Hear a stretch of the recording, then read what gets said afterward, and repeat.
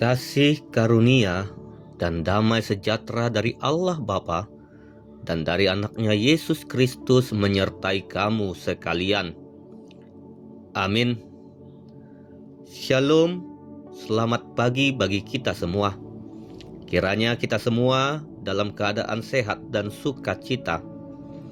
Mari kita mendengarkan firman Tuhan yang menjadi renungan harian pada hari ini, Kamis 19 Maret 2026, sesuai dengan Almanak HKBP yang tertulis di 3 Yohanes pasal yang pertama ayat 4. Bagiku tidak ada sukacita yang lebih besar daripada mendengar bahwa anak-anakku hidup dalam kebenaran.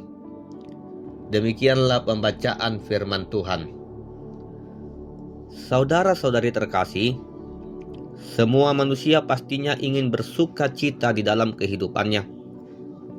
Dan sumber sukacita bagi kebanyakan manusia pada umumnya adalah ketika memiliki banyak uang, ketika memiliki jabatan, ketika ada keberhasilan atau pencapaian-pencapaian pribadi, ketika mendapat pengakuan dari manusia. Tetapi di dalam renungan pada hari ini, Yohanes mengatakan sesuatu yang berbeda tentang hal yang menjadi sumber sukacita dalam hidupnya. Dia tidak berkata bahwa sukacita terbesar adalah ketika jemaatnya bertambah banyak. Ia tidak berkata sukacita terbesar adalah ketika melakukan tanda mukjizat. Ia juga tidak berkata bahwa sukacita terbesar adalah ketika ia dihormati. Tetapi Yohanes berkata, tidak ada sukacita yang lebih besar daripada mendengar bahwa anak-anakku hidup dalam kebenaran.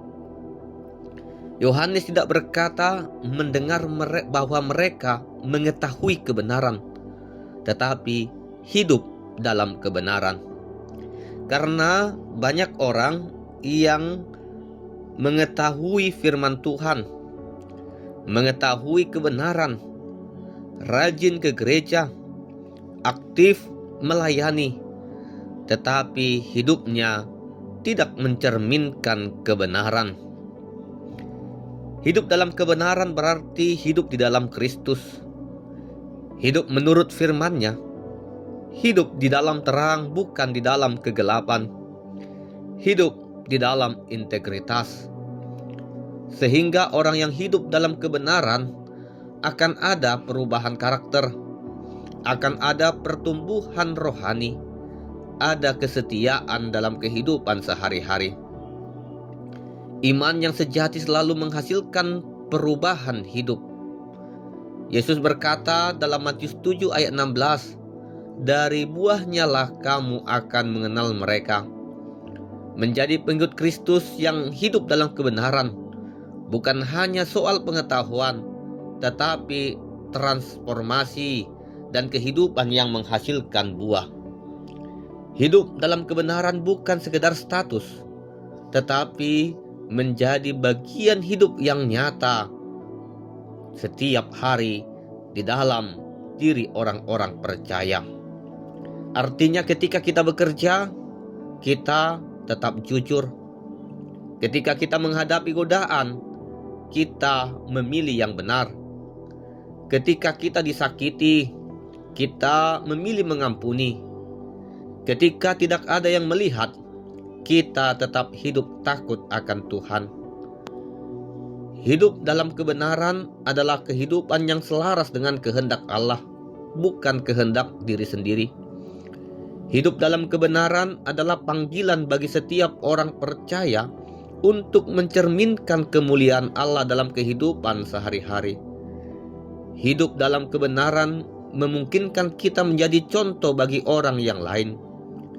Hidup dalam kebenaran adalah bagian dari kesaksian sebagai orang Kristen.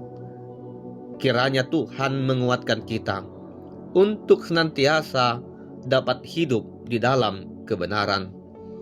Amin. Kita berdoa. Terima kasih Tuhan untuk firman-Mu yang telah kami dengar pada saat ini. Ajarlah kami untuk tidak hanya mengetahui kebenaran, tetapi hidup di dalam kebenaran. Tolong kami supaya hidup kami berkenan di hadapan-Mu, dan kehidupan kami menjadi sukacita bagi orang-orang di sekitar kami.